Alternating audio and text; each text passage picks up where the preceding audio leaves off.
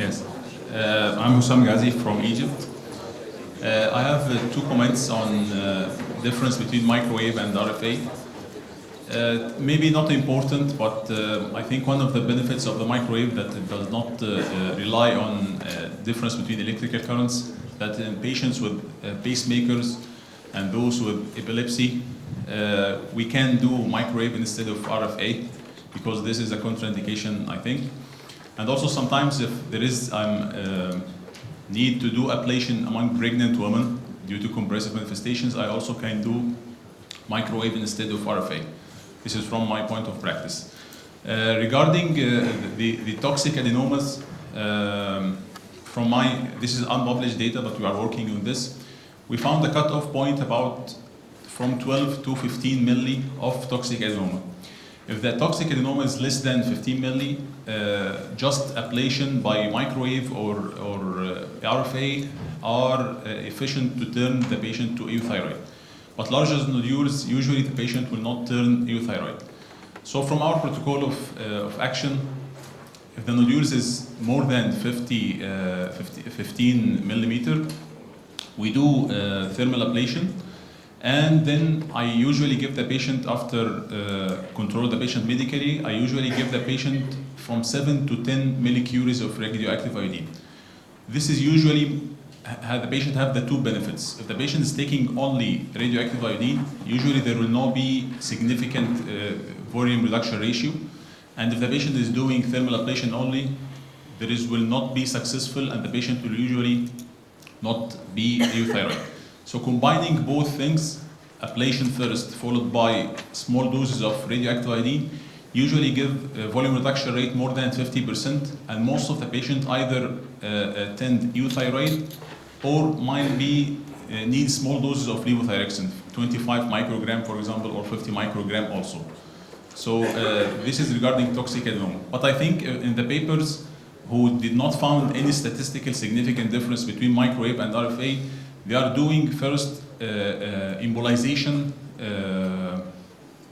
for the feeding artery for the toxic adenoma. Because if you don't do this in radio frequency, usually the recurrence is high. This is from my practice, and I want to hear your experience.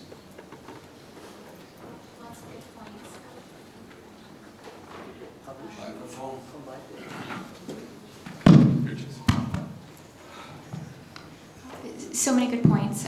So the first regarding pregnancy, patients with pacemakers or seizure, that is a reasonable reason to shift towards microwave ablation or the use of bipolar RFA. And so another way to avoid the electrical circuit running through the body. And so again, probably reasonable that you could use both, even in those patients. Your other question, in large toxic adenomas. Yes. And so you're right. The preliminary data did suggest that nodules that were smaller for autonomous functioning nodules did have better outcomes. However, there was subsequent data looking at even larger nodules. As long as that 80% volume reduction could be achieved, they were still seeing clinically significant outcomes as far as normalizing TSH. And so they're both probably reasonable, measures to decide ahead of time if thermal ablation is appropriate for your patient. Okay, thank you. Thank you for excellent presentations. I am from Turkey, Ankara. I think I will ask the same question.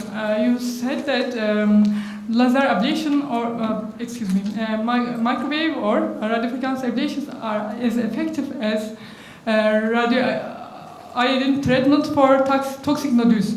In a study, I think, is the nodules were smaller because they are not as effective as radioiodine in large nodules. You said they are as effective as radioiodine. The study includes smaller nodules. I want to ask about that. It's a great question, and I believe that the cutoff is that they use nodules that were less than 3.5 max diameter. For their maximum diameter were less than 3.5 centimeters. So relatively large. I don't have the volumes off the top of the head, I'm sorry. Because it's seeming as effective as radioactive iodine, and we know that larger nodules is not treated only with radiofrequency ablation or other thermal therapies. So I wanted to ask, you don't know the volumes of nodules in that study. Thank you. Dr. Baldwin, that lecture was amazing. The amount of literature you went through and summarized it with conclusions was really gratifying. Thank you so much for your presentation.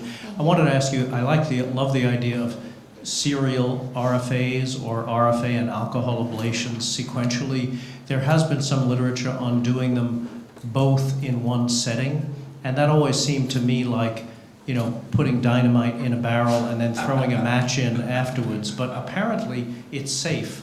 I would, of sure, be the first one to have an explosion in the neck and have to run the patient upstairs after you've loaded it with alcohol and apparently sucked all the alcohol out, but maybe not, and then radioablated. Can you tell us what you think about sequential treatment versus 2 treatments in one setting? So I guess I would be in favor of the sequential treatment. Just because of the artifact on ultrasound alone from even ethanol ablation makes visualization quite challenging. And so I would imagine, again, feeling like you were comfortable with your borders for thermal ablation would be quite challenging. And so a time delay, even a couple of weeks, sounds reasonable.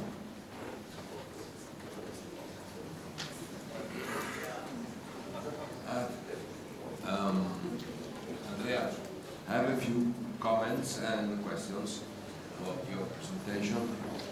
First, you said that the needle of choice could you, maybe this microphone.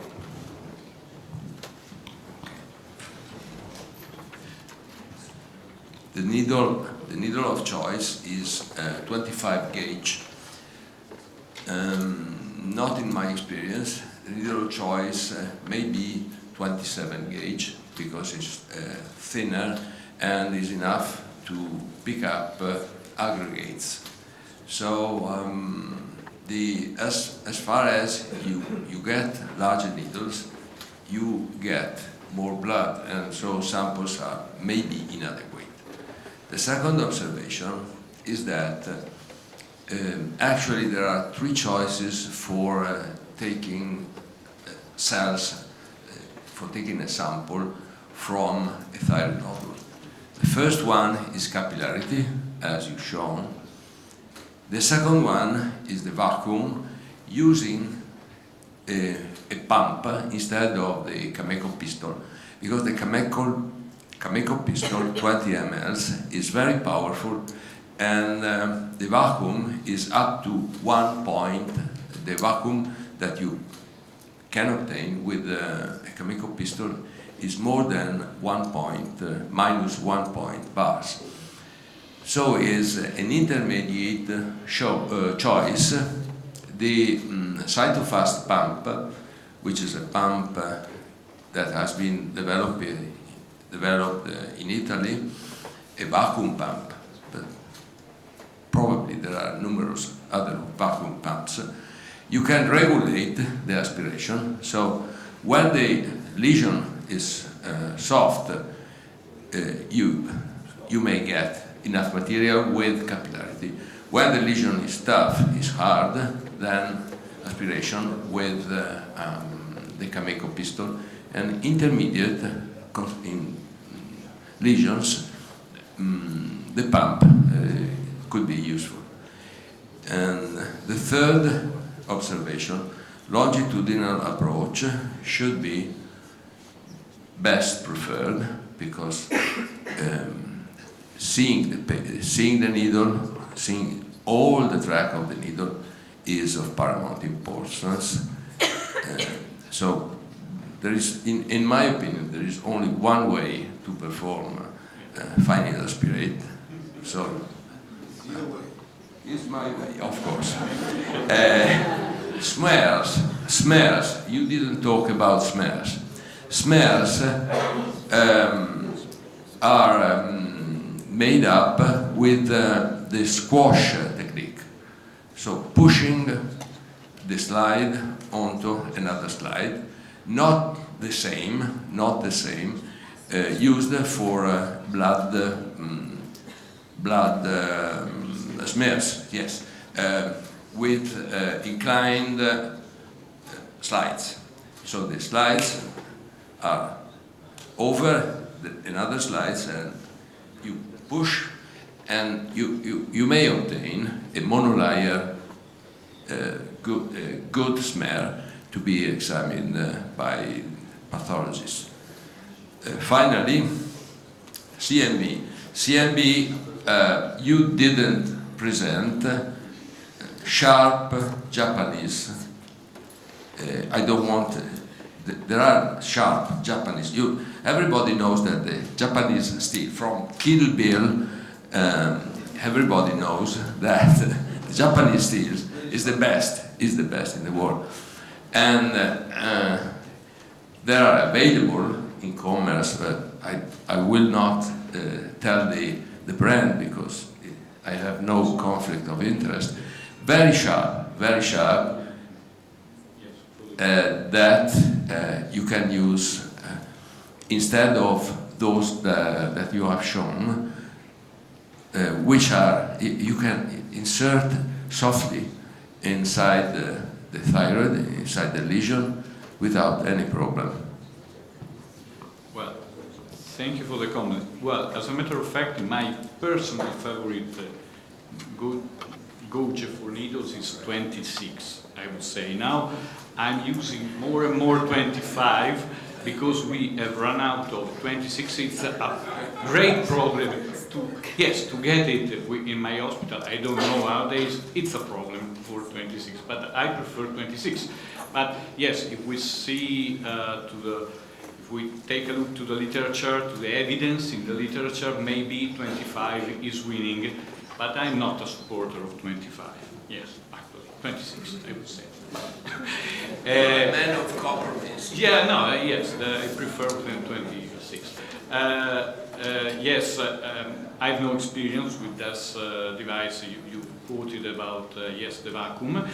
Yes, I perfectly know, I've said something about the fact that can be installed, yes, it's this syringe holder is too much, maybe for many nodules. I wait, and so I work half in capillarity, half with the pistol, but I get your suggestion, so I try to get that stuff and try. Last but not least, last point.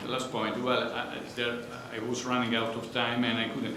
The device you were talking about, probably they are fully automated Exactly. device. Okay, not the semi-automated, because in the fully automated you have two action spring. I mean, the first spring, yes, inject the needle inside the lesion, and the second is the one to cut the piece. Okay.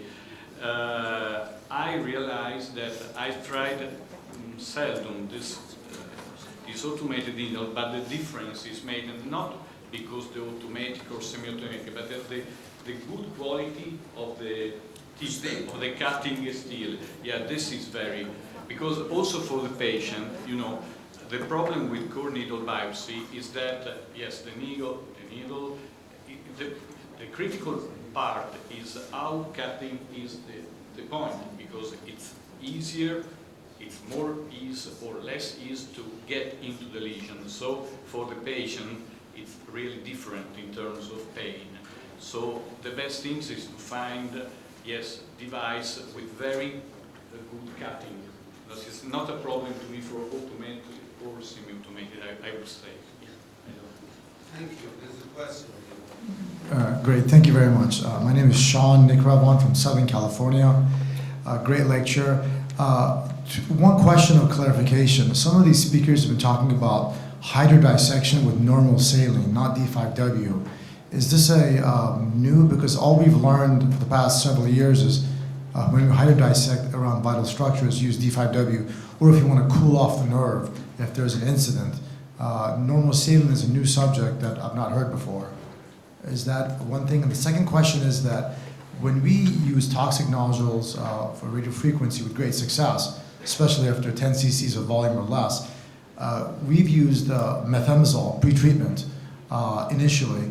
we don't have the long, extensive data to see if there's any adverse effects for outcomes on these patients. Do you have any experience with use of methimazole pre-treatment, and if there's an adverse outcome?